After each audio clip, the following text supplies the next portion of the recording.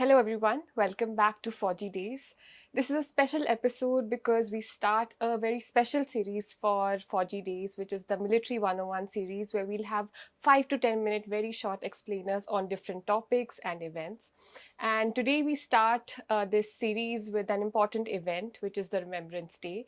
And I have Sohraab over here from St Kabir Public School, and he will help us and tell us more about Remembrance Day. So, Sohraab, welcome to Fauji Days, and shall we start?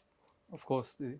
Great. So, Sohraab, of course, Remembrance Day is celebrated worldwide, and many different countries. It has different significance across these countries, especially in the Commonwealth nations. So, can you tell us more about why Remembrance Day even came into being and what happens the world over on this day?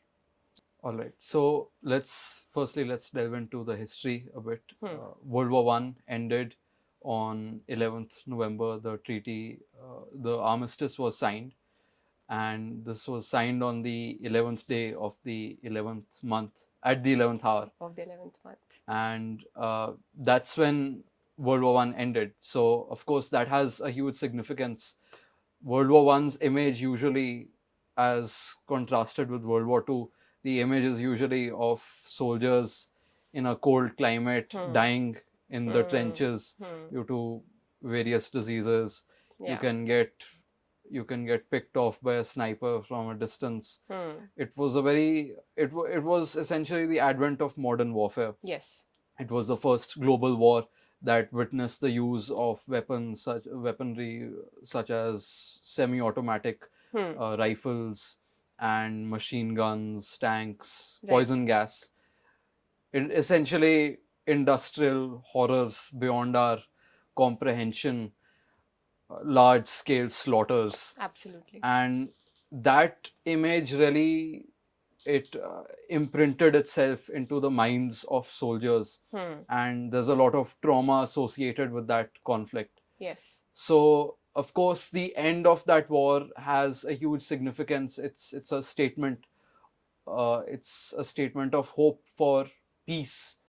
Of course that didn't really come about, and it still hasn't come about. True. But there's still the end of World War One still serves as a reminder that don't make the same mistakes as we did, as your ancestors did. So essentially, that's the significance that Remembrance Day holds. It's to remember the sacrifices, the poor young soldiers who died in the fields of Europe, in Asia, in Africa, and the world over. So that's the significance that it holds.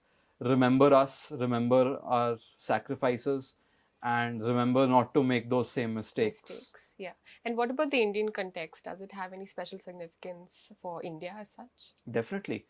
So at the time, of course, we were a British colony. The Indian Army was serving the crown. We sent more than 1 million soldiers all across the world to serve and fight the Central Powers. There was even a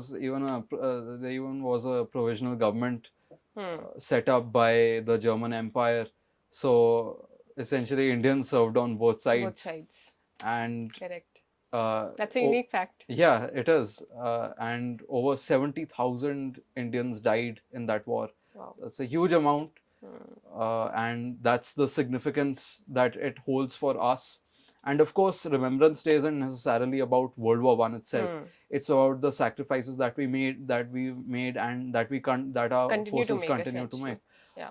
Even today, counter-terrorism terrorism is still a huge problem for us. Yes. And World War II, our fight against fascism, I think that that's something that the world fought together rather than serving some monarchy as a colony. We served against fascism to fight something that was undeniably evil. The morality of the empire is still debated upon even to this day, but fascism was something that was undeniably evil. So it's not just about World War One. It's about sacrifice, essentially, and to recognize give our that armed respect forces. to our soldiers as Exactly, well. exactly. That's absolutely right. And of course, Sohraab, we can see those. We Yeah. can see a poppy and a marigold on your shirt. So I would like you to explain the significance of both these flowers, the poppy and the marigold. Of course, the marigold in the Indian context more. Can you please Yeah. tell us more about it? Of course. So the poppy is a symbol that has been used to remember our soldiers, and every Remembrance Day it's worn by millions of people across the world. The story behind this is the significance that the poppy holds is that the battlefields in Europe were completely barren. Even till this day, lands in France, Alsace-Lorraine, the region, it's not fertile at all. It's actually contaminated with so much artillery fire and poison gas and what have you, that it still isn't fertile. So the significance that the poppy holds is, firstly, of course, its red color, the blood that the soldiers spilled, and secondly, the fact that despite the barren landscape of Europe, the poppy grew regardless in thousands, and that's the significance that it holds. That everywhere where our soldiers died, a poppy grew at that place. Wow. Okay. And when we actually started wearing the poppy in the Commonwealth, at least from 1921, there was a lieutenant colonel in the Royal Canadian Army Medical Corps, Yeah. and he wrote a poem after a beloved friend of his, a lieutenant in the Canadian Artillery, died. It's called "In Flanders Fields." Okay. And the very first line is, "In Flanders Fields the poppies grow." So Flanders is a region in North Belgium where it witnessed a lot of fighting, heavy fighing, some of the heaviest in the war. So that's where the significance of the poppy comes.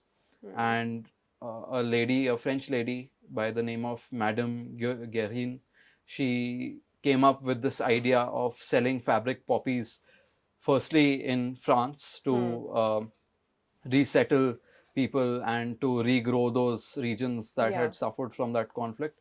And eventually she took it abroad, firstly to America, where they didn't really accept it.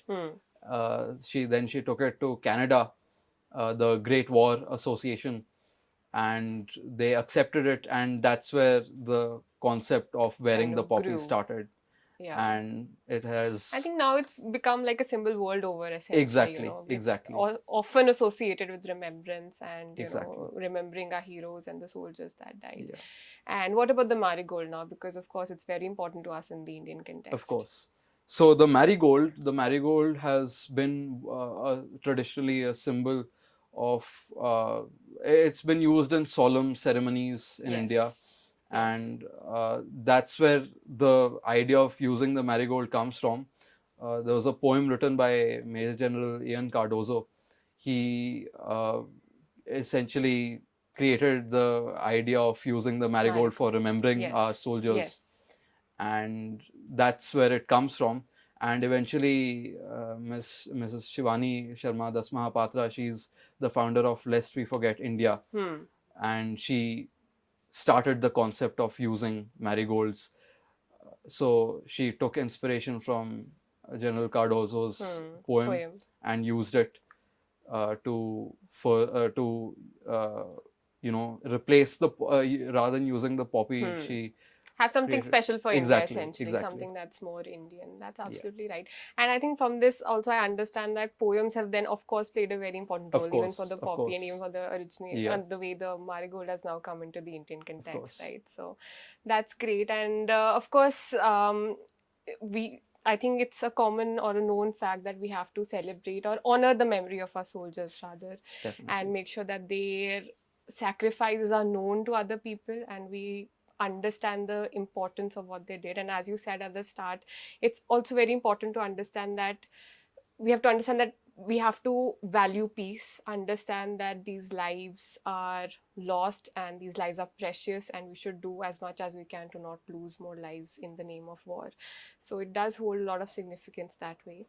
And thank you for giving us this explanation and telling us more about Remembrance Day. Of course, we celebrate on the 11th of November. Yeah. And we will be honoring our heroes and continue to honor our heroes, whether it's 11th November or not. But thank you, Sohraab, for this conversation. Thank you for Thank you having for me. it. Thank you.